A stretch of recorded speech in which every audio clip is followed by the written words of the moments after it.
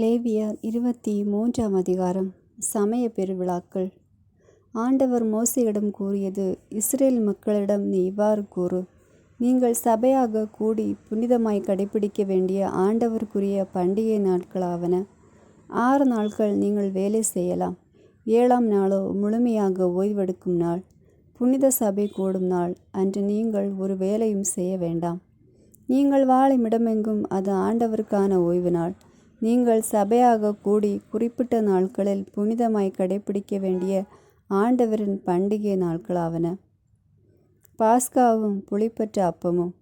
முதல் மாதம் 14ஆம் நாள் மாலையில் ஆண்டவருக்கான பாஸ்கா. அந்த மாதம் 15ஆம் நாள் ஆண்டவருக்கான புளிப்பற்ற அப்ப பண்டிகை. 7 நாள் புளிப்பற்ற அப்பங்களை உண்பீர்கள். பண்டிகையின் முதல் நாள் சபை கூடும் புனித நாள். அன்று வேலை செய்யலாகாது. 7 நாளும் ஆண்டவருக்கு எரிபலி செலுத்த வேண்டும். 7ஆம் நாள் சபை கூடும் புனித நாள். அன்று வேலை செய்யலாகாது. ஆண்டவர் மோசேயிடம் கூறியது: இஸ்ரேல் மக்களிடம் நீ சொல்ல வேண்டியது: நான் உங்களுக்கு கொடுக்கும் நாட்டில் நீங்கள் வந்து அறுவடை செய்யும்போது அறுவடையின் முதல் விளைச்சலான ஒரு கதிர்க்கட்டினை குருவிடம் கொண்டு வர வேண்டும். உங்கள் சார்பாக ஏற்றத்தக்கதாக குரு அந்த தானிய கதிர்க்கட்டினை ஓய்வு நாளுக்கு பின்வரும் அடுத்த நாளில் ஆண்டவரின் திருமுன் ஆரத்தி பலியாக்குவார். அதனை ஆரத்தியாக காட்டுகிற அன்று ஆண்டவருக்கு எரிபலியாக ஓராண்டான பழுதற்ற ஆட்டுக்குட்டி ஒன்றை செலுத்துங்கள். 20 படி அளவுள்ள மரக்காலில் 10 பங்கான மிருதுவான மாவை எண்ணெயில் பிசைந்து ஆண்டவர் விரும்பும் நறுமணமிக்க எரிபலியாக செலுத்துங்கள். திராட்சைப்பழ ரசத்தை நீர்ம படையலாக படையுங்கள். உங்கள் கடவுளின் காணிக்கையை நீங்கள் கொண்டு வரும் அந்த நாள் வரை அப்பமோ சுட்ட கதிரோ பச்சை கதிரோ உண்ணலாகாது.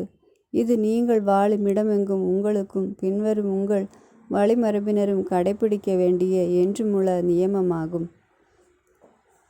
அறுவடை பெருவிழா. ஆரத்தி பலியாக கதிர்க்கட்டினை கொண்டு வந்து ஓய்வு நாளின் மறுநாளிலிருந்து 7 வாரங்களை கணக்கிடவும். 7ஆம் ஓய்வு நாளுக்கு மறுநாளான 50ஆம் நாளில் ஆண்டவருக்கு புது உணவு படையலை செலுத்துங்கள். நீங்கள் வாழும் இடங்களில் இருந்து 20 படி அளவுள்ள ஓர் மரக்கால் மிருதுவான மாவில் 10 இரு பகுதி எடுத்து புளிப்பேற்றி 2 அப்பங்களை சுட்டு அவற்றை ஆண்டவருக்கு முதற் பலனில் ஆரத்தி பலியாக கொண்டு வாருங்கள். இந்த அப்பத்துடன் ஓராண்டான பழுதற்ற 7 ஆட்டுக்குட்டிகளையும் 1 காளையையும் 2 ஆட்டுக்கிடாய்களையும் உணவு படையலோடும் நீர்ம படையலோடும் ஆண்டவருக்குரிய எரிபலியாக செலுத்துங்கள். இது ஆண்டவருக்கு உகந்த நறுமணமிக்க நெருப்பு பலியாக இருக்கும். வெள்ளாட்டு கிடாய்களில் ஒன்றை பாவம் போக்கும் பலியாகவும் ஓராண்டான 2 ஆட்டுக்குட்டிகளை நல்லுறவு பலியாகவும் செலுத்துங்கள். இந்த 2 ஆட்டுக்குட்டிகளை முதற் பலனான அப்பத்துடன் குரு ஆண்டவர் திருமுன் ஆரத்தி பலியாக்குவான். அவை ஆண்டவருக்கு தூயதான காணிக்கைகள், குருவுக்குரியவை. அந்நாளை திருப்பேரவை நாளாக அறிவியுங்கள். எத்தகைய வேலையும் அன்று செய்யலாகாது. இது நீங்கள் வாழும் இடமெங்கும் உங்கள் தலைமுறை தோறும் கடைப்பிடிக்க வேண்டிய என்றுமுள்ள நியமமாகும். உங்கள் நாட்டில் நீங்கள் அறுவடை செய்யும்போது உங்கள் வயலோரத்தில் இருப்பதை முற்றிலும் மறுத்து விடாமலும் சிந்தி கிடக்கும் கதிர்களை பொறுக்காமலும் இருங்கள். அவற்றை எளியவருக்கும் அந்நியருக்கும் விட்டுவிடுங்கள். நானே உங்கள் கடவுளாகிய ஆண்டவர். புத்தாண்டு பெருவிழா. ஆண்டவர் மோசேயிடம் கூறியது: நீ இஸ்ரேல் மக்களிடம் கூறு, 7ஆம் மாதம் முதல் நாள் உங்களுக்கு ஓய்வு நாள். அதை திருப்பேரவையாக கூடி எக்காளம் ஊதி கொண்டாடுங்கள். எத்தகைய வேலையும் அன்று செய்யாமல் ஆண்டவருக்கு நெருப்பு பலி செலுத்துங்கள். பாவக்கழுவாய் நிறைவேற்றும் நாள். ஆண்டவர் மோசேயிடம் கூறியது: அந்த 7ஆம் மாதம் 10ஆம் நாள் பாவக்கழுவாய் நாள், புனித சபை கூடும் நாள். அன்று நீங்கள் உங்களையே தாழ்த்தி கொண்டு ஆண்டவருக்கு எரிபலி செலுத்த வேண்டும். அந்த நாளில் எத்தகைய வேலையும் செய்யலாகாது. ஏனெனில் அது கடவுளாகிய ஆண்டவரின் திருமுன் உங்களுக்காக பாவக்கழுவாய் நிறைவேற்றும் நாள். அந்த நாளில் தம்மை தாழ்த்தி கொள்ளாத எந்த மனிதரும் தம் இனத்தில் இராதபடி அழிக்கப்படுவார். அந்த நாளில் யாராவது ஏதாவது வேலை செய்தால் அவரை அவர் இனத்திலிருந்து அழித்து விடுவேன். நீங்கள் எந்த வேலையும் செய்யக்கூடாது. இது உங்கள் தலைமுறை தோறும் நீங்கள் வாழுமிடங்கள் எல்லாம் பின்பற்ற வேண்டிய என்றுமுள்ள நியமமாகும். அன்று உங்களுக்கு முழுமையான ஓய்வு நாள். அன்று உங்களை தாழ்த்தி கொள்ள வேண்டும். அந்த மாதத்தின் 9ஆம் நாளினை மாலை முதல் மறுநாள் மாலை வரை ஓய்வு நாளாக கடைபிடிக்க வேண்டும். கூடார பெருவிழா.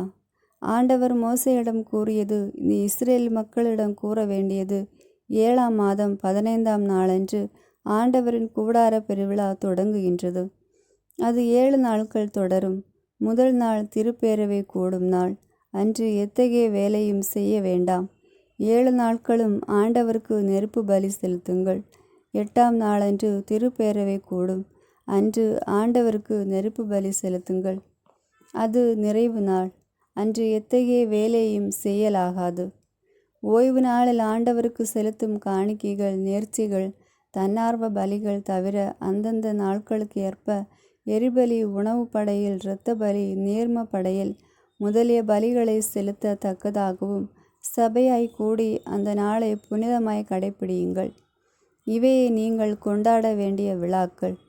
நிலத்தின் பலனை சேகரிக்கும் 7ஆம் மாதம் 15ஆம் நாள் விழா. அது 7 நாளளவு கொண்டாடப்பட வேண்டும். முதல் நாளும் 8ஆம் நாளும் ஓய்வு நாட்கள். முதல் நாள் கவர்ச்சிகரமான மரங்களின் பழங்களையும் பேரீச்சை ஓலை மற்றும் கொழுமையான தளிர்களையும் அலரி இலைகளையும் கொண்டு வந்து ஆண்டவர் திருமுன் மகிழ்ந்திருங்கள். ஆண்டுதோறும் 7 நாளளவு இப்பெருவிழா கொண்டாடப்பட வேண்டும். 7ஆம் மாதத்தில் அது கொண்டாடப்பட வேண்டும். இது நீங்கள் தலைமுறை தோறும் கடைபிடிக்க வேண்டிய என்றுமுள்ள நியமமாகும். 7 நாள் கூடாரங்களில் குடியிருங்கள். இஸ்ரேலில் பிறந்த யாவரும் அவ்வாறே கூடாரங்களில் குடியிருக்க வேண்டும். இஸ்ரேலரை எகிப்திலிருந்து நான் கொண்டு வந்தபோது அவர்கள் கூடாரங்களில் வாழ்ந்தார்கள் என்பதை இதன் மூலம் உன் வழிமரபினர் அறிந்து கொள்வர். நானே உங்கள் கடவுளாகிய ஆண்டவர். இவ்வாறு மோசே ஆண்டவரின் விழாக்களின் வரலாற்றை இஸ்ரேல் மக்களுக்கு எடுத்துரைத்தார். 24ஆம் அதிகாரம். விளக்குகளை பேணுதல். ஆண்டவர் மோசேயிடம் கூறியது எப்போதும் குத்துவிளக்கு எரிந்து கொண்டிருக்க தெளிவான ஒலிவ எண்ணெயை உன்னிடம் கொண்டுவர இஸ்ரேல் மக்களுக்கு கட்டளையிடு. சந்திப்பு கூடாரத்தில் உடன்படிக்கை திரைக்கு வெளியே மாலை முதல் காலை வரை எப்போதும் அது ஆண்டவருக்கு முன் எரிந்து கொண்டிருக்க வேண்டும். இது உங்கள் வழிமரபினருக்கு என்றுமுள்ள நியமமாகும். ஆண்டவர் திருமுன் இருக்கும் பசும்பொன் குத்துவிளக்கு தண்டின் மேலிருக்கிற கிளை விளக்குகளை எப்போதும் எரியவிட வேண்டும். கடவுளுக்கான அப்பம் படையல். 20 படி அளவுள்ள மரக்காலில் 10 பங்கு மிருதுவான மாவில் செய்யப்பட்ட 12 அப்பங்களை சுட்டு அவற்றை நீ ஆண்டவர் திருமுன் பசும்பொன் மேசையில் அடுக்குக்கு 6 வீதம் 2 அடுக்காக வைக்க வேண்டும். அவற்றின் மேல் வாசனை பொடி தூவ வேண்டும். அது அப்பத்திற்கு மாற்றான நெருப்பு பலி. இது என்றுமுள்ள உடன்படிக்கை. இதை இஸ்ரேல் மக்களிடமிருந்து பெற்று ஓய்வு நாள்தோறும் ஆண்டவரின் திருமுன் அடுக்கி வைக்க வேண்டும். அது ஆரோனுக்கும் அவன் மைந்தருக்கும் உரியது. அதை தூயகத்திலே உண்ண வேண்டும். ஏனெனில் அது தூயது. ஆண்டவரின் நெருப்பு பலிகளில் அது அவர்களுக்கு சேர வேண்டிய உரிமையாகும். நேர்மையான தண்டனைக்கு எடுத்துக்காட்டு. இஸ்ரேல் இனத்து பெண்ணுக்கு எகிப்துக்கு ஆணுக்கும் மகனாக பிறந்த ஒருவன் இஸ்ரேல் மக்களோடு வந்திருந்தான். அவனுக்கும் இஸ்ரேல் ஆண் ஒருவனுக்கும் பாளையத்தில் சண்டை ஏற்பட்டது. இஸ்ரேல் பெண்ணின் மகன் ஆண்டவரின் திருப்பெயரை இகழ்ந்தான். எனவே அவனை மோசேயிடம் கொண்டு வந்தனர். அவன் தாயின் பெயர் செலாமித்து. அவள் தான் குலத்தை சார்ந்த திப்ரியின் மகள். ஆண்டவரின் திருவிழா அவர்களுக்கு வெளிப்படுத்தப்படும் வரை அவனை காவலில் வைத்தனர். அப்போது ஆண்டவர் மோசேயிடம் கூறியது இகழ்ந்தவனை குடியிருப்பு எல்லைக்கு வெளியே கொண்டு சென்று அவனது பழிப்புரையை கேட்டவர்கள் எல்லோரும் தங்கள் கைகளை அவன் தலையில் வைக்கட்டும். பின்னர் சபை அனைத்தும் அவனை கல்லறிந்து கொள்ள வேண்டும். எவராவது கடவுளை இகழ்ந்தால் அவர் தம் பாவத்தை சுமப்பார் என்று இஸ்ரேல் மக்களிடம் சொல். ஆண்டவரின் திருப்பெயரை இகழ்பவர் கொலை செய்யப்படுவார். சபையார் கல்லால் அறிவர்.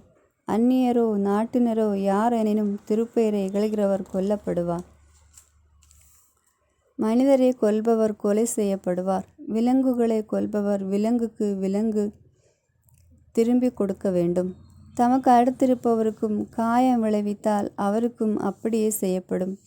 முறிப்புக்கு கண்ணுக்கு கண், பல்லுக்கு பல், இது போன்றே காயம் விளைவித்தவருக்கும் செய்யப்படும். விலங்கை கொன்றால் பதிலாக கொடுக்க வேண்டும். மனிதரை கொன்றால் கொலை செய்யப்பட வேண்டும். அயலாருக்கும் நாட்டினருக்கும் ஒரே விதமான நியாயம் வழங்க வேண்டும். ஏனெனில் நானே உங்கள் கடவுளாகிய ஆண்டவர். அப்படியே இறைவனை இழந்தோனை குடியிருப்பு எல்லைக்கு வெளியே கொண்டு போய் அவனை கல்லால் எறியுமாறு மோசே கட்டளையிட்டார். ஆண்டவர் மோசேயிடம் கூறியபடி அவர்கள் செய்தார்கள். 25ஆம் அதிகாரம். 7ஆம் ஆண்டு ஓய்வின் ஆண்டு. ஆண்டவர் சீனாய் மலையில் மோசேயிடம் கூறியது: நீ இஸ்ரேல் மக்களிடம் கூற வேண்டியது, நான் உங்களுக்கு வழங்கும் நாட்டில் நீங்கள் வந்து சேரும்போது நாடு ஆண்டவருக்கென்று ஓய்வு நாளை கொண்டாட வேண்டும். 6 ஆண்டுகள் வயலை பயிரிட்டு திராட்சை கொடிகளை கிளை நறுக்கி அவற்றின் பலனை சேர்ப்பாய். 7ஆம் ஆண்டு ஆண்டவருக்காக ஓய்ந்திருக்கும் ஆண்டு. நிலத்துக்கும் ஓய்வு வேண்டும். வயலை பயிரிடாமலும் திராட்சை கொடிகளை கிளை நறுக்காமலும் இருங்கள்.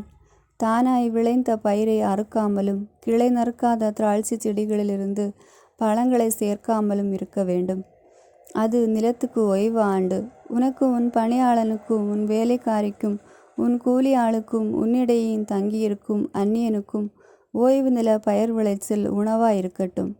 உன் வீட்டு விலங்குகளுக்கும் உன் நாட்டிலுள்ள காட்டு விலங்குகளுக்கும் அவையே உணவு. யூபிலி மீட்பின் ஆண்டு. தொடர்ந்து வரும் 7 ஓய்வு ஆண்டுகளை 7 ஆண்டுகளாக 7 முறை எண்ணி கையிட்டு அவை 49 ஆண்டுகளாகும். 7ஆம் மாதம் 10ஆம் நாள் எக்காள ஒலி எழட்டும். பாவ கழுவாய் நிறைவேற்றும் அந்த நாளில் உங்கள் நாடெங்கும் எக்காளம் முழங்க செய்யுங்கள். 50ஆம் ஆண்டை தூயதாக்கி நாட்டில் வாழ்வோருக்கெல்லாம் தன்னுரிமை அறிவியுங்கள். அது உங்கள் யூபிலி ஆண்டு. அந்த ஆண்டில் நீங்கள் உங்கள் நிலப்பகுதிக்கும் உங்கள் இனத்தாரிடமும் திரும்ப வேண்டும். 50ஆம் ஆண்டு உங்களுக்கு யூபிலி ஆண்டு. அந்த ஆண்டு பயிரிட வேண்டாம். தானாய் விளைந்ததை அறுக்க வேண்டாம்.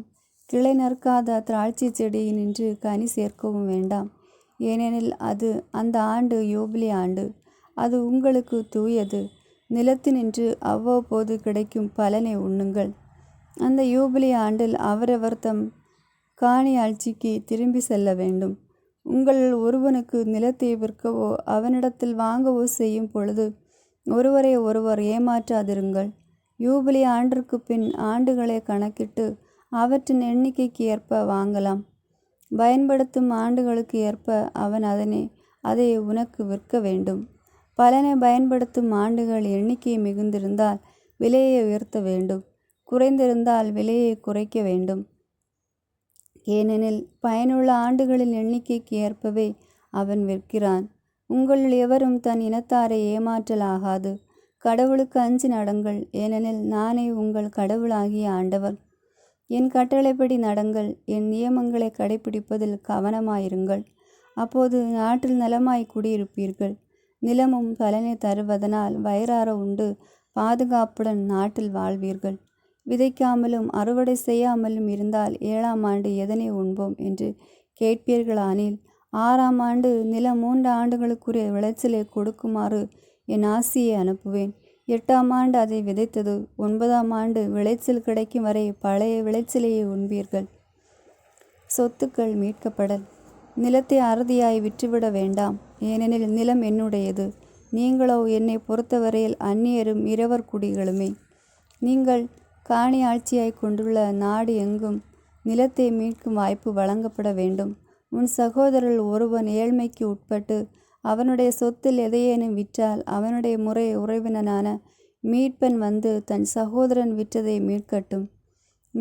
மீட்பன் இல்லாதவனுக்கு பின்னர் மீட்க வாய்ப்பும் வசதியும் ஏற்பட்டால் கீழ்கண்டவாறு அவன் மீட்பனாக விற்ற ஆண்டிலிருந்து கணக்கிட்டு அதற்கான தொகையை தள்ளி வாங்கினவனுக்கு மீதி தொகையை கொடுத்து மீண்டும் தன் நிலத்திற்கு திரும்பி வருவான். திரும்ப கொடுக்க வாய்ப்பில்லாமற் போனால் யூபிலி ஆண்டு மட்டும் அது வாங்கினவனிடமே இருக்கும். யூபிலி ஆண்டிலோ அவன் தன் நிலபுலங்களுக்கு திரும்பி வர அவனுக்கு வாய்ப்பு வழங்கப்பட வேண்டும். அரண்சூழ் நகரில் குடியிருக்கத்தக்க வீட்டை விற்ற பிறகு மீட்பதற்கான கெடு 1 ஆண்டு. அதற்குள் மீட்டு கொள்ள வேண்டும். ஓராண்டிற்குள் மீட்கப்படவில்லை எனில் அரண்சூழ் நகரில் உள்ள அந்த வீடு வாங்கியவனுக்கும் அவன் வழிமரபினருக்கும் என்றென்றும் உரிமையாகிவிடும். யூபிலி ஆண்டில் அதை திருப்ப முடியாது. அரணற்ற கிராமத்து வீடுகளோ நாட்டின் வயல்வெளிக்கு ஒப்பானவை. மீட்டெடுக்கலாம், அல்லது யூபிலி ஆண்டில் விற்றவனுக்கே திரும்ப கிடைக்கும். லேவியரின் உடைமையான நகர வீடுகளை மீட்க என்றென்றைக்கு அவர்களுக்கு உரிமை உண்டு. இஸ்ரேல் மக்கள் நடுவில் இருக்கும் லேவியரின் நகர இல்லங்கள் அவர்களின் உரிமை. அந்த உடைமைகள் மீட்கப்படத்தக்கன. அவர்களுக்கு சொந்தமான விற்கப்பட்ட எந்த வீடும் யூபிலி ஆண்டில் திருப்பி தரப்படும். நகர்களின் பொது நிலமான வயல்வெளிகளை விற்கலாகாது, ஏனெனில் அது அவர்களுக்கு நிலையான உடைமையாகும். ஏழைகளுக்கு கடன். உன் சகோதரர்கள் ஏழ்மைப்பட்டு இளைத்து போனால் அவர்களுக்கு உதவு. அவர்கள் அந்நியர் போலும் விருந்தினர் போலும் உன்னோடு வாழட்டும். அவர்களிடமிருந்து வட்டியோ லாபமோ பெற வேண்டாம். உன் கடவுளுக்கு அஞ்சி நட. உன் சகோதரர்கள் உன்னோடு வாழட்டும். அவர்களுக்கு உன் பணத்தை வட்டிக்கு கொடாதே. உணவை அதிக விலைக்கு விற்காதே. உங்களை எகிப்து நாட்டிலிருந்து அழைத்து வந்த உங்கள் கடவுளாயிருக்கும்படி கானான் நாட்டை கொடுத்த நானே உங்கள் கடவுளாகிய ஆண்டவர். அடிமைகளின் மீட்பு. உன் சகோதரர் ஏழ்மைப்பட்டு உனக்கு விலையாகி போனால் அவர்களை அடிமை போல் நடத்த வேண்டாம். அவர் கூலியாள் போலும் விருந்தினர் போலும் உன்னோடு தங்கி யூபிலி ஆண்டு வரை உன்னிடத்தில் பணியாற்றட்டும். பின்னர் அவரும் அவர்தம் பிள்ளைகளும் விடுதலையாகி தங்கள் இனத்திற்கும் மூதாதையாரின் நிலப்புலங்களிடத்திற்கும் திரும்பி செல்லட்டும். எகிப்திலிருந்து அழைத்து வந்த இஸ்ரேலராகிய அவர்கள் என் வேலைக்காரர்கள். அவர்கள் அடிமையாக விற்கப்படலாகாது. உன் சகோதரரை கொடுமையாய் நடத்தாதே. உன் கடவுளுக்கு அஞ்சி நட. உன் அடிமைகள் ஆணும் பெண்ணும் உன்னை சுற்றிலும் உள்ள வேற்றினத்தவராயிருக்கட்டும். வேற்றினத்தவரிடமிருந்து நீ அடிமைகளை விலைக்கு வாங்கலாம். உங்களிடம் தற்காலிகமாய் தங்குகிற அந்நியரின் பிள்ளைகளிலும் உங்கள் நாட்டில் உங்களிடையே பிறந்திருக்கிற அவர்களுடைய இனத்தவரிலும் உங்களுக்கு அடிமைகளை வாங்கி உங்களுக்கு உடைமையாக்கி கொள்ளலாம். அவ்வடிமைகளை உங்களுக்கு பின்னர் உங்கள் பிள்ளைகளுக்கும் பிறப்புரிமையாக்கி என்றும் உரிமை கொண்டாடலாம். ஆனால் இஸ்ரேல் மக்களாகிய உங்கள் சகோதரரை பொறுத்த மட்டில் எவரும் மற்றவரை கொடுமையை நடத்த வேண்டாம். அந்நியரோ உன்னிடம் தற்காலிகமாக தங்கியிருப்பவரோ வசதியாக வாழும்போது அவர்களிடம் உள்ள உன் சகோதரர்கள் ஏழையாகி அவர்களுக்கோ அவர்களின் இனத்திற்கோ விலையாகி போன அவர்கள் மீட்கப்பட வேண்டும். அவர்கள் உறவினர்கள் ஒருவர் அவர்களை மீட்கட்டும். அவர்களுடைய தந்தையின் சகோதரனோ அவரின் மகனோ அவர்களின் முறை உறவினனோ அவர்களை மீட்கட்டும். அல்லது வசதி ஏற்படும் போது அவர்கள் தம்மை தாமே மீட்டு கொள்ளட்டும். அவர்களது பணிக்காலத்தை அவர்களும் அவர்களை வாங்கினவர்களும் அவர்களை விலைப்பட்டு போன ஆண்டிலிருந்து யூபிலி ஆண்டு வரை கணக்கிட வேண்டும். அவர்கள் விடுதலை ஆவதற்கான விலை கூலிக்காரன் ஒருவனுக்கு அந்த ஆண்டுகளில் கொடுக்கப்படும் கூலியைப் போல கணக்கிடப்பட வேண்டும். ஆண்டுகள் மிகுதியாய் இருந்ததால் மிகுதியாக திருப்பி கொடுக்க வேண்டும். யூபிலிக்கு சில ஆண்டுகள் இருந்தால் அவற்றை கணக்கிட்டு அவற்றுக்கு ஏற்ப செலுத்த வேண்டும். ஆண்டுதோறும் கூலிக்கு அமர்த்தப்பட்டவனைப் போல அவர்களை கருத வேண்டும். விலைக்கு வாங்கினவர்களை அவர்களை கொடுமையாய் நடத்த இடங்கொடாதே. இவ்விதமாய் அவர்கள் மீட்கப்படாமல் போனால் யூபிலி ஆண்டில் அவர்களும் அவர்கள் பிள்ளைகளும் விடுதலை பெறுவர். ஏனெனில் இஸ்ரேல் மக்கள் என வேலைக்காரர்கள் எகிப்திலிருந்து நான் அழைத்து வந்த என் வேலைக்காரர்கள். நானே உங்கள் கடவுளாகிய ஆண்டவர். 26ஆம் அதிகாரம். கீழ்ப்படிதலுக்கான பலன். நீங்கள் உங்களுக்கென சிலைகளையும் படிமங்களையும் கல் தூண்களையும் உருவாக்கி கொள்ள வேண்டாம். வணங்குவதற்கென கற்சிலைகளை நாட்டில் நாட்ட வேண்டாம். ஏனெனில் நானே உங்கள் கடவுளாகிய ஆண்டவர். என் ஓய்வு நாட்களை கடைப்பிடித்து என் தூயகத்திற்கு அஞ்சி வாழ்வீர்களாக. நானே ஆண்டவர். நீங்கள் என் நியமங்களை கவனமாய் கைக்கொண்டு கட்டளைகளை நிறைவேற்றி அவற்றிற்கு ஏற்ப நடந்தால் ஏற்ற காலத்தில் மழையை நான் பெய்ய செய்வேன். வயல் தன் பலன்களை தரும். நிலத்தின் மரங்கள் தங்கள் கனிகளை தரும். கதிர் அறுப்பு திராட்சைப்பழ அறுவடை வரை இருக்கும். பல அறுவடை பயிர் விதைப்பு வரை வரும். நீங்கள் விரும்பினவற்றை உண்டு நாட்டில் நலமாய் வாழ்வீர்கள். நாட்டிற்கு அமைதி அருள்வேன். அச்சுறுத்துவாரின்றி படுத்துக்கொள்வீர்கள். நாட்டில் இராதபடி கொடிய விலங்குகளை ஒழிப்பேன். வாள் உங்கள் நாட்டில் உலவுவதில்லை. உங்கள் எதிரிகளை துரத்தி அடிப்பீர்கள். அவர்கள் உங்கள் வாளால் வெட்டுண்டு வீழ்வர். உங்களில் ஐந்து பேர் 100 பேரையும் 100 பேர் 10,000 பேரையும் துரத்துவீர்கள். உங்கள் எதிரிகள் உங்கள் முன் வாளால் வெட்டுண்டு அழிவர். நான் உங்களுக்கு கருணை கண் காட்டி உங்களை பலகவும் பெருகவும் செய்து உங்களிடமிருக்கும் என் உடன்படிக்கையை நிலைப்படுத்துவேன். சென்ற ஆண்டின் பழைய தானியத்தை உண்பீர்கள். புதிய தானியத்தின் வருகையால் பழையது விலக்கப்படும். என் உறைவிடத்தை உங்கள் நடுவில் நிறுவுவேன். நான் உங்களை வெறுப்பதில்லை. உங்கள் நடுவே நான் உலவுவேன். நானே உங்கள் கடவுள். நீங்கள் என் மக்கள். நீங்கள் எகிப்தியருக்கு அடிமைகளாய் இராதபடிக்கு நான் உங்களை அவர்கள் நாட்டிலிருந்து புறப்பட செய்வேன்.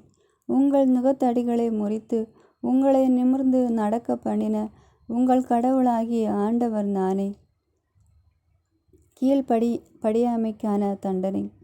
நீங்கள் என் சொல்லை கேளாமல் கட்டளைக்கு ஏற்ப நடக்காமல் என் நியமங்களை தள்ளிவிட்டு நீங்கள் என் கட்டளைகளை வெறுத்து சட்டங்களை நிறைவேற்றாமல் என் உடன்படிக்கையை முறித்துவிட்டால் திகிலையும் என் பொறுக்கி நோயையும் காய்ச்சலையும் வரப்பண்ணுவேன்.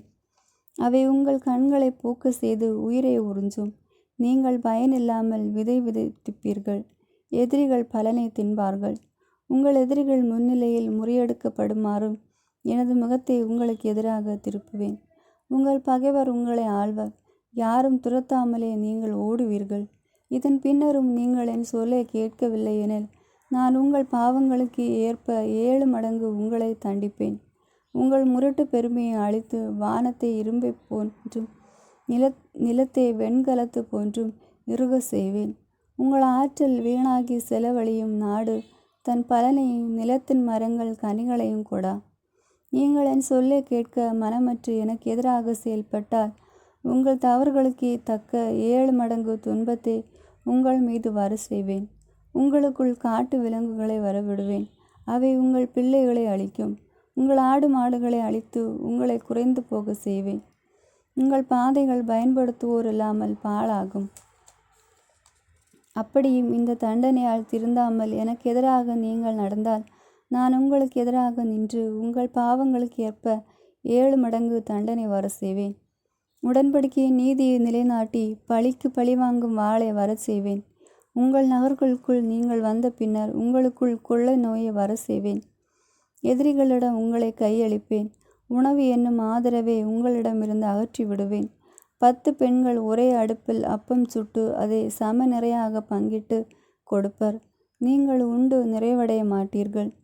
இதற்கு பின்னும் நீங்கள் என் சொல்லுக்கும் கீழ்ப்படியவில்லை எனில் நான் பெரும் கோபம் கொண்டு உங்களை எதிர்த்து உங்கள் குற்றங்களுக்காக 7 மடங்கு தண்டிப்பேன். உங்கள் புதல்வர்களின் சதையையும் புதல்வியரின் சதையையும் தின்பீர்கள். நான் தொழுகை மேடுகளையும் தூப பீடங்களையும் தகர்த்து உங்கள் சடலங்களை உயிரற்ற தெய்வ சிலைகள் மீது விழச் செய்வேன். என் உள்ளம் உங்களை வெறுக்கும். உங்கள் நகர்கள் பாலை நிலமும் உங்கள் புனித இடங்கள் பால் நிலமும் ஆகும். உங்கள் பலிகளின் நறுமணம் எனக்கு உவப்பாயிராது. உங்கள் எதிரிகளை அதிர்ச்சி அடையும் வகையில் அவர்கள் குடியிருக்கும் உங்கள் நாட்டை பாழாக்குவேன். உங்களை உலக மக்களுக்குள்ளே சிதறடித்து உங்களை உருவின வாளால் துரத்துவேன். உங்கள் நாடு பால் நிலமும் உங்கள் நகர் பாலை நிலமும் ஆகும். நாடு பாழாய் கிடக்கும். அப்போது அது தன் ஓய்வாண்டுகளை மகிழ்ச்சியாய் அனுபவிக்கும். அது ஓய்வடைந்து தன் ஓய்வை அனுபவித்து முடிக்கும். அப்போது நீங்கள் எதிரிகளின் நாட்டில் இருப்பீர்கள். நீங்கள் குடியிருந்த போது அந்த ஓய்வு ஆண்டுகளிலே ஓய்வற்று இருந்தபடியால் அது பாழாய் கிடக்கும் காலங்களில் ஓய்வாயிருக்கும். உங்கள் எதிரிகளின் நாட்டில் உங்களுள் எஞ்சியிருப்போரின் உள்ளத்தில் நான் சோர்வை ஏற்படுத்துவேன். காற்றில் பறக்கும் இலையின் ஓசை கூட அவர்களை அச்சுறுத்தும். வாளுக்கு தப்பி ஓடுவது போல ஓடி யாரும் துரத்தாமலேயே விழுவார்கள். வாளால் துரத்தப்படுவது போல யாரும் துரத்தாமலே ஒருவர் மேல் ஒருவர் இடறி விழுவார்கள். உங்கள் எதிரிகளுக்கு முன் உங்களால் நிற்கவும் இயலாது. வேற்றினத்தாரிடையே அழிந்து போவீர்கள். உங்கள் எதிரிகளின் நாடு உங்களை விழுங்கும். உங்களுள் எஞ்சி இருப்போர் எதிரிகளின் நாடுகளில் தங்கள் குற்றங்களாலும் தங்கள் மூதாதையர்களின் குற்றங்களாலும் சோர்வுற்று எனக்கு எதிராக அவர்கள் செய்த குற்றங்களும் அவர்கள் மூதாதையர் செய்த குற்றங்களும் நான் அவர்களுக்கு எதிராக மாறி அவர்களை அவர்களின் எதிரிகளின் நாட்டிற்கு அனுப்ப செய்தேன். அதனை அவர்கள் அறிக்கையிட்டு அப்போது அவர்கள் விருத்த சேதன அற்ற இதயத்தை தாழ்த்தி குற்றத்திற்கு கழுவாய் தேடினால் நான் யாக்கோபுடன் செய்த உடன்படிக்கையையும் ஈசாக்குடன் செய்த உடன்படிக்கையையும் ஆபிரகாமுடன் செய்த உடன்படிக்கையையும் நினைவு கூர்வேன். நாட்டையும் நினைவு கூர்வேன். அவர்களின் செயலால் வெறுமையாய் விடப்பட்டு பாழாய்ப்போன நிலம் தனது ஓய்வாண்டுகளை நிறைவாய் அனுபவிக்கும். என் கட்டளைகளை ஏற்காததாலும் நியமங்களை வெறுத்ததாலும் தங்கள் தங்கள் குற்றங்களுக்கு அவர்கள் கழுவாய் தேடுவர். ஆயினும் அவர்கள் தங்கள் எதிரிகளின் நாட்டில் இருக்கும் பொழுது என் உடன்படிக்கையை பொருளற்றதாகி விடுமாறு நான் அவர்களை முற்றிலும் அழிக்கவோ புறக்கணிக்கவோ மாட்டேன். ஏனெனில் நானே அவர்களின் கடவுளாகிய ஆண்டவர். நான் அவர்களுடைய கடவுளாகிய வேற்றினத்தார் கண்முன்னே எகிப்திலிருந்து அவர்களின் மூதாதையரை அழைத்து வந்து அவர்களோடு செய்து கொண்ட உடன்படிக்கையை அவர்களுக்காக நினைவு கூர்வேன். நானே ஆண்டவர். ஆண்டவர் சீனாய் மலையில் மோசேயின் மூலம் அவருக்கும் இஸ்ரேலருக்கும் இடையில் ஏற்படுத்தி கொண்ட நியமங்களும் நெறிமுறை சட்டங்களும் இவையே. 27ஆம் அதிகாரம். ஆண்டவருக்குரிய நேர்ச்சியும் வரியும். ஆண்டவர் மோசேயிடம் கூறியது: நீ இஸ்ரேல் மக்களிடம் கூற வேண்டியது: ஒருவர் யாரேனும் பொருத்தனையாக செலுத்த திட்டமிட்டிருந்தால் அவர்கள் உன் மதிப்பின்படி ஆண்டவருக்குரியவர். 20 வயதிலிருந்து 60 வயதுக்குட்பட்ட ஆண் மகனுக்கு திருக்கோவில் அளவையின்படி 600 கிராம் வெள்ளி, பெண்ணாயிருந்தால் 350 கிராம். 5 வயது முதல் 20 வயது வரை உள்ள ஆண் பிள்ளைக்கு 230 கிராம், பெண் பிள்ளைக்கு 115 கிராம். 1 மாதம் முதல் 5 வயதுக்குட்பட ஆண் பிள்ளைக்கு 60 கிராம் வெள்ளி, பெண் பிள்ளைக்கு 35 கிராம் வெள்ளி. 60 வயதுக்கு மேற்பட்ட முதியவரை 170 கிராம் வெள்ளியாகவும் மூதாட்டியை 115 கிராம் வெள்ளியாகவும் மதிப்பிட வேண்டும். தம் மதிப்பை செலுத்த வாய்ப்பற்ற ஏழைகளில் குரு முன்னிலையில் அவர் வந்து நிற்க பொருத்தனை செய்தவரின் நிதிநிலைக்கு ஏற்ப குரு அவரை மதிப்பிட வேண்டும். ஆண்டவருக்கு காணிக்கையாக பொருத்தனை செய்து விலங்கு எனில் அது ஆண்டவருக்கென பிரித்து வைக்கப்பட்டதாகும். அது மாற்ற தகுந்தது அன்று. நல்லதுக்கு பதில் கெட்டதையும் கெட்டதுக்கு பதில் நல்லதையும் கொடுக்கலாகாது. ஒரு விலங்குக்கு பதிலாக வேறொரு விலங்கை கொடுக்க விரும்பினால் அவை இரண்டும் ஆண்டவருக்கென பிரித்து வைக்கப்பட்டவை ஆகும். அது பலியிட தகுதியற்ற தீட்டான விலங்கு எனில் அதை குரு முன் கொண்டு வந்து நிறுத்த வேண்டும். குரு அதன் தரத்தின் உயர்வு தாழ்வை மதிப்பிடுவான். அவன் மதிப்பிடுவதே அதன் மதிப்பு ஆகும். அதனை மீட்க விரும்பினால் மதிப்பு பணத்துடன் 5இல் 1 பங்கை மிகுதியாக செலுத்த வேண்டும். ஒருவர் நேர்ச்சியாக தன் இல்லத்தை ஆண்டவருக்கு நேர்ந்து கொண்டால் குரு அதன் தரத்தின் உயர்வு தாழ்வை மதிப்பிடுவான். அவன் மதிப்பீடே அதன் மதிப்பு ஆகும். அதன் உடைமையாளர் அந்த வீட்டை மீட்க விரும்பினால் மதிப்பு பணத்துடன் 5இல் 1 பங்கை மிகுதியாக செலுத்த வேண்டும். அது மீண்டும் அவருடையது ஆகும். ஒருவர் தன் குடும்ப நிலத்தின் பகுதியை நேர்ந்து கொண்டால் அதன் மதிப்பு விதைப்பற்றுக்கேற்ப இருக்க வேண்டும். ஒரு கலம் பார்லி விதைப்பாடுள்ள வயல் 600 கிராம் வெள்ளி ஆகும். யூபிலி ஆண்டில் தம் வயலை நேர்ச்சி செய்தால் நீ மிதிக்கிறபடியே அதன் மதிப்பு இருக்கும். யூபிலி ஆண்டுக்கு பின்னர் அதை நேர்ந்து கொண்டால் அடுத்த யூபிலி ஆண்டு வரை எஞ்சியுள்ள ஆண்டுகளுக்கு ஏற்ப அதன் மதிப்பு குருவினால் கணக்கிடப்பட்டு அதன் உண்மை மதிப்பிலிருந்து குறைக்கப்படும். வயலை நேர்ச்சியாக செலுத்தினவர் அதை மீட்க விரும்பினால் மதிப்பு பணத்துடன் 5இல் 1 பங்கை கூட்டி கொடுக்க அது அவருடையது ஆகும். வயலை மீட்காமல் அதை வேறொருவருக்கு விற்றால் அதனை மீட்க இயலாது. அது யூபிலி ஆண்டில் விடுவிக்கப்படும் போது ஆண்டவருக்கென நேர்ந்து கொள்ளப்பட்ட நிலமாக கருதப்படும். அது குருவின் உடைமையாகும்.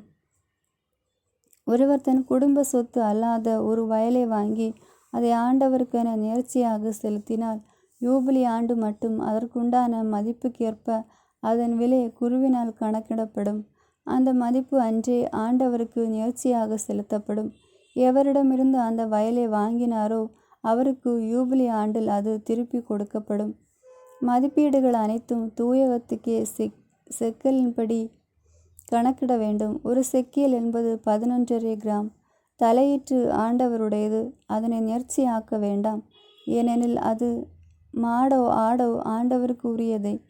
தீட்டான கால்நடையின் முதற் பிறப்பு எனில் அதன் மதிப்பினால் அதனை மீட்டு அதனுடன் மீண்டும் 5 பங்கை கூட்டி கொடுக்க வேண்டும்.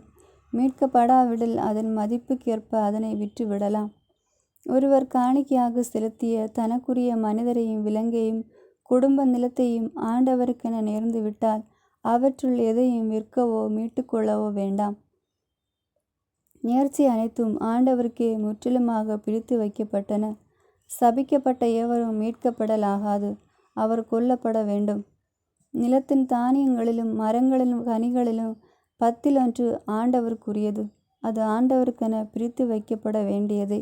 அவற்றில் எதையேனும் மீட்க விரும்பினால் அதன் மதிப்போடு 5 பங்கை கூட செலுத்த வேண்டும். ஏச்சலுக்குட்பட்ட ஆடு மாடுகளின் 10 ஆண்டவருக்கென பிரித்து வைக்கப்பட வேண்டும். எது உயர்ந்தது எது தாழ்ந்தது என பார்க்க வேண்டாம், அதை மாற்றவும் வேண்டாம். மாற்றினால் அவை 2 ஆண்டவருக்கென பிரித்து வைக்கப்பட வேண்டாம், அவை மீட்கப்படலாகா. இஸ்ரவேலருக்கு கூறும்படியாக ஆண்டவர் மோசேக்கு சீனாய் மலையில் வழங்கிய கட்டளைகள் இவை. ஆமென். God bless you.